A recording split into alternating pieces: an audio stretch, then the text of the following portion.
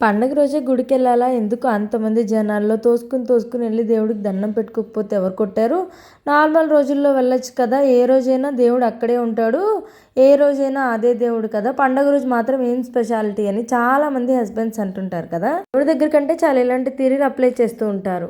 పండగ అంటేనే ఏదో ఒక ప్రత్యేకత ఉంది కాబట్టి దాన్ని పండగ అంటారండి. అందుకే పండగ రోజు ఖచ్చితంగా దేవుడిని దర్శనం చేసుకోవాలి. ముందుగా అందరికీ మహాశివరాత్రి శుభాకాంక్షలు. ఈ రోజు మీరు టెంపుల్ కి వెళ్ళారా? శివేని దర్శనం చేసుకున్నారా? ఈ రోజు టెంపుల్ కి వెళ్ళాను చూసారా. మనమైతే పండగైతే బాగా రెడీ అవుతాం కదా, అలాగే టెంపుల్ కూడా అందంగా డెకరేట్ చేశారు.